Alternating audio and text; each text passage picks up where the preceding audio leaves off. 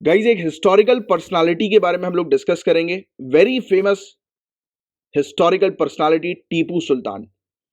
सो guys ये topic news में क्यों आया that is not important for us in general, बस मैं आपको बता दूं तो बीजेपी ने आरोप लगाया है कि कांग्रेस जो है वो प्लान कर रही है कि जो एक क्षेत्र है मुस्लिम डोमिनेटेड क्षेत्र मुंबई के अंदर, तो उस क्षेत्र में एक प्लेग्राउंड है, राइट, एक खेल का मैदान है, उसका नाम जो है वो टीपू सुल्तान के नाम पर रख दिया जाए। इसकी योजना कांग्रेस बना रही है, तो इसको लेकर ये टॉपिक जो था वो न्यूज में था, but that is not important. जो चीज न्यूज में आई है, मेन चीज जो हमारे काम की है वो है टीपू सुल्तान के बारे में जानना। तो काफी सारे फैक्ट्स मैं आपको बताऊंगा टीपू सुल्तान से रिलेटेड, बहुत ध्यान से सुनिएगा। तो टीपू सुल्तान मैसूर राज्य का शासक और मैसूर के सुल्तान हैदर अली का सबसे बड़ा पुत्र था। Point one to be noted.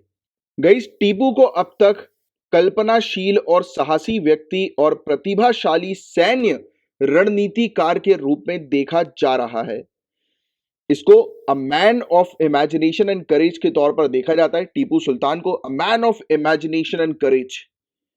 Guys, इंसान के अंदर जो इमेजिनेशन की पावर है वो सबसे बेस्ट है। ह्यूमन के अंदर जो पावर है, आपको आज की डेट में सिर्फ एक ही चीज लगातार बार बार सोचते रहना है कि आपको सिविल सर्विसेज का एग्जाम क्रैक करना है। अगर आप अपने एम के बारे में, अपने गोल के बारे में लगातार बार बार सोचते जाओगे, उसको दोहराते जाओगे, बोलते जाओगे, डेफिनेटली वो चीज आपको मिलेगी।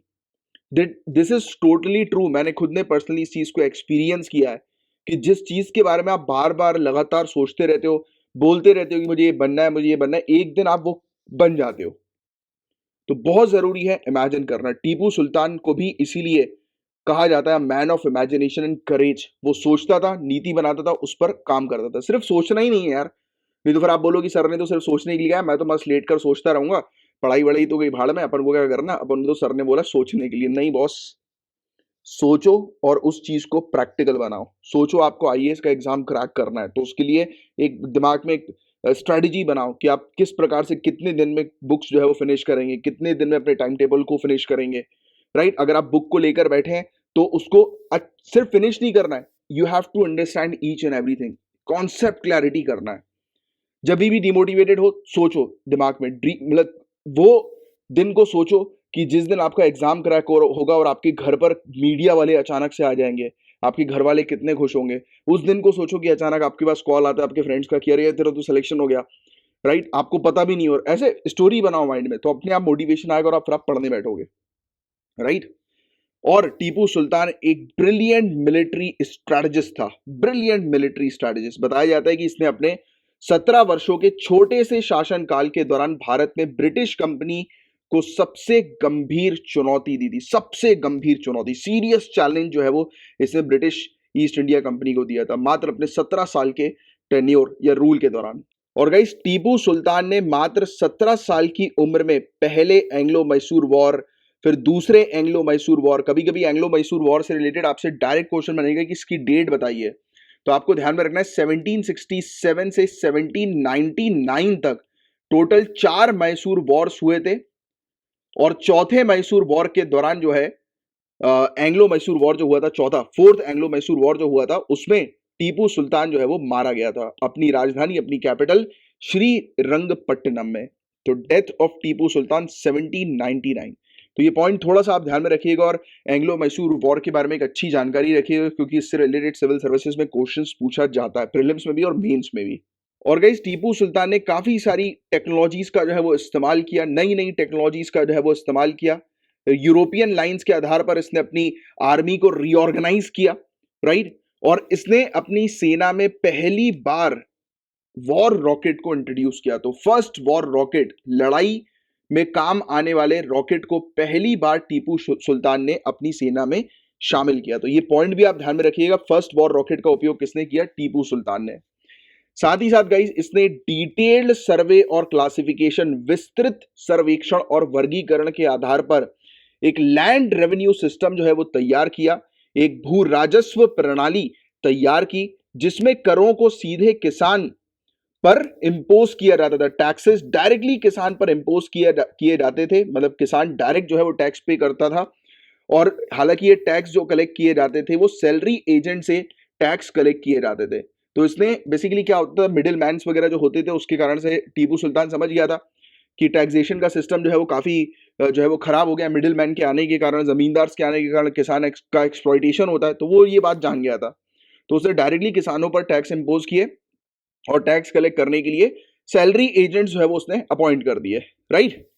और इवन इसने स्टेट के रिसोर्स बेस को भी जो है वो स्ट्रॉन्ग किया, वाइड किया, बढ़ाया रिसोर्स बेस को। और कैसे बढ़ाया इसने, तो बहुत सारे रिफॉर्म्स लाकर, बहुत सारे सुधार करके, इरिगेशन पे इसने काम किया, राइट। कृषि का आधुनिकीकरण किया, मॉडर्नाइज किया एग्रीकल्चर को, बंजर भूमि के विकास के लिए कर छूट दी इसने, राइट। टैक्स ब्रेक जो है वो दिया वेस्टलैंड के डेवलपमेंट के लिए, सिंचाई के लिए बुनियादी ढांचे का निर्माण किया, इरिगेशन के लिए इंफ्रास्ट्रक्चर इसने तैयार किए, जो पुराने डैम्स वगैरह थे, बांध जो थे, उसकी मरम्मत इसने करवाई, कृषि उत्पादों और रेशम उत्पादन को बढ़ावा दिया, राइट। इसने प्रमोट किया एग्रीकल्चर, मैन्युफैक्चरिंग और सेरिकल्चर को, और साथ ही साथ व्यापार में सहयोग करने के लिए एक नौसेना का भी इसने गठन किया, नेवी जो है वो उसने बिल्डअप करी, और कारखानों की स्थापना के लिए एक राज्य वाणिज्यिक निगम, मतलब कि स्टेट कमर्शियल कॉर्पोरेशन भी इसने सेटअप किया। किस पर्पस के लिए, फैक्ट्रीज के लिए। एंड टीपू सुल्तान के संबंध में क्या विवाद हम लोग को देखने को मिलता है और टीपू सुल्तान क्यों विवादों में आ जाता है, तो लगभग हर ऐतिहासिक शख्सियत द्वारा टीपू सुल्तान के प्रति दिलचस्पी दिखाई गई है, और लगभग सबका दृष्टिकोण जो है वो अलग अलग है, सबका विजन जो है वो टीपू सुल्तान को लेकर अलग अलग है। हैदर और टीपू दोनों अपने राज्य का विस्तार करने की महत्वाकांक्षाएं रखते थे, दोनों ही चाहते थे कि अपनी जो टेरिटरी जो है उसको वाइड करें और बढ़ाएं, और उन्होंने मैसूर के बाहर राज्यों पर, मतलब मैसूर के जो बाहर के जो राज्य हैं, राइट, जो मैसूर के अंडर नहीं आते हैं, इस पर इन्होंने आक्रमण किए थे। और इवन बताया जाता है कि आक्रमण पर जब ये निकलते थे तो इनके सामने जो छोटे छोटे काफी सारे नगर, कस्बे, गांव वगैरह आते थे तो इनको ये जला दिया करते थे, राइट। और सैकड़ों मंदिर और चर्चों को नष्ट कर दिया गया था इनके द्वारा, और हिंदुओं को फोर्सफुली कन्वर्ट करवाया गया था टीपू और हैदर अली के द्वारा। तो दैट्स वाई ये विवाद में हमेशा, यानी कि इनको बताया जाता है कि क्रिटिसाइज हमेशा इन सब चीजों के लिए भी किया जाता है। इवन ऐतिहासिक दस्तावेज में टीपू द्वारा काफिरों को इस्लाम में धर्म परिवर्तन करने हेतु मजबूर करने और उनके पूजा स्थल को नष्ट करने की शेखी बघारने के संबंध में विवरण दर्ज है। तो हिस्टोरिकल रिकॉर्ड जो है, टेक्स्ट जो है, उसमें मेंशन है कि टीपू सुल्तान ने काफी सारे लोगों को इस्लाम धर्म फॉलो करने के लिए कन्वर्ट कर दिया था, राइट।